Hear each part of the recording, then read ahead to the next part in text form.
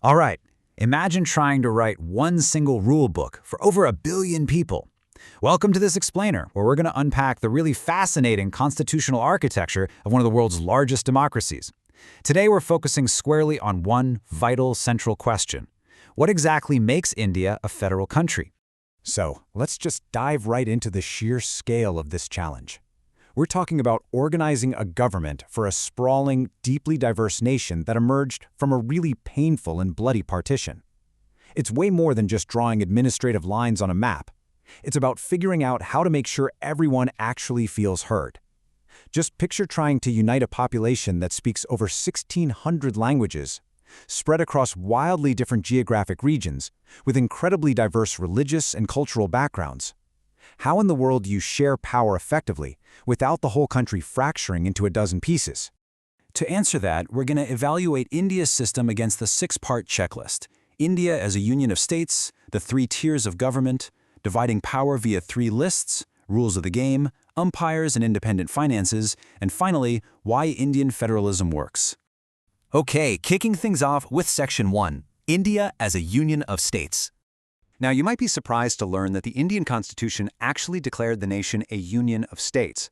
In fact, the drafters never explicitly used the word federation anywhere in the document. But trust me, the DNA of the whole thing is undeniably federal. It's pretty wild when you think about it. Federations only make up 25 of the world's 193 countries, but they shoulder a massive burden, governing an astounding 40% of the global population. It turns out, when your country is vast and super diverse, a centralized, top-down power structure just doesn't work. You literally need a federal system to keep things running efficiently.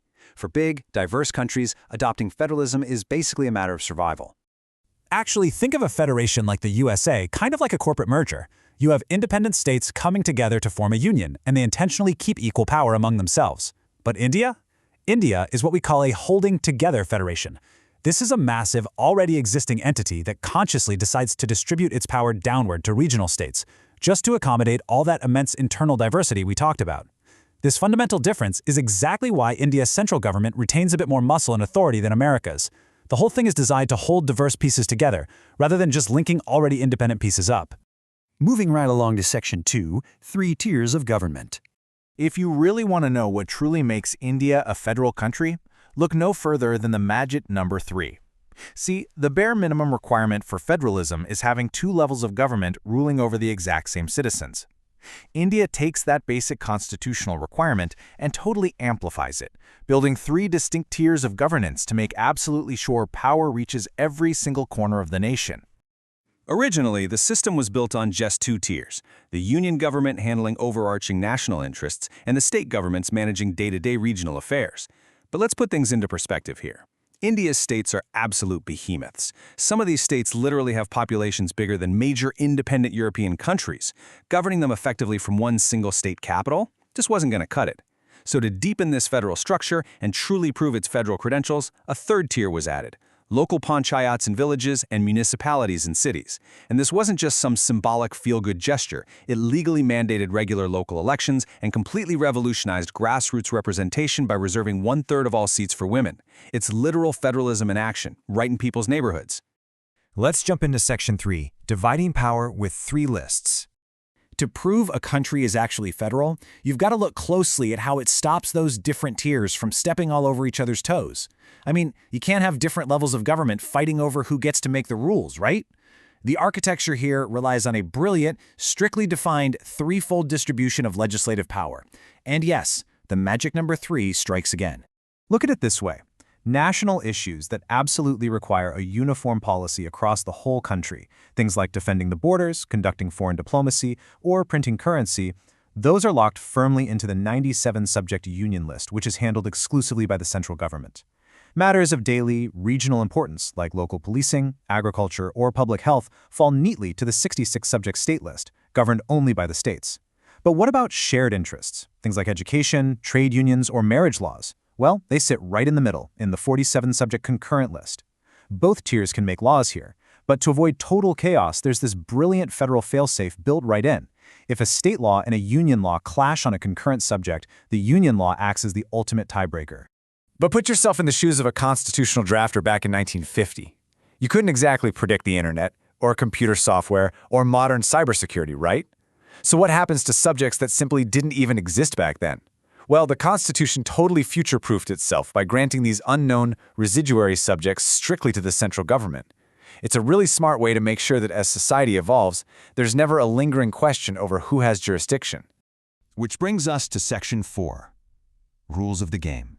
This right here is the ultimate litmus test of a federal country. Can the central government just wake up and rewrite the rules of the game whenever it feels like it? In India, the answer is a resounding, absolute no. Parliament simply cannot alter the fundamental power-sharing structure on its own.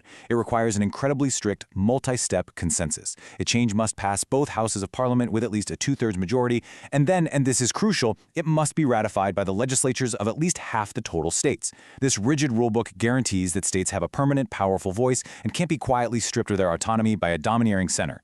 There's also this really fascinating quirk that cements India's unique brand of federalism.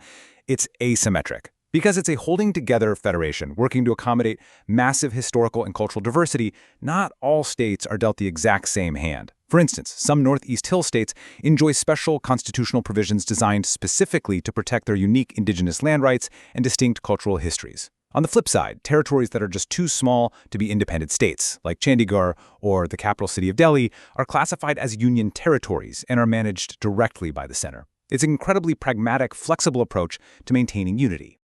All right, Section 5, Umpires and Independent Finances. Let's be real. Even with the absolute best rulebooks, turf wars are completely inevitable. When the center and the states bump heads over jurisdiction, you need a referee who isn't secretly wearing either team's jersey. In India's federal structure, the highest courts act as this fiercely independent umpire. The Supreme Court and the High Courts hold the ultimate authority to interpret the Constitution and blow the whistle on any jurisdictional overreach, making sure everyone stays strictly in their own lane. But honestly, an umpire doesn't mean much if you don't control your own wallet. You simply cannot have true political autonomy without financial independence. What makes India truly federal is that it guarantees separate bank accounts. Both levels of government are constitutionally empowered to levy their own specific taxes so they can actually fund their designated duties.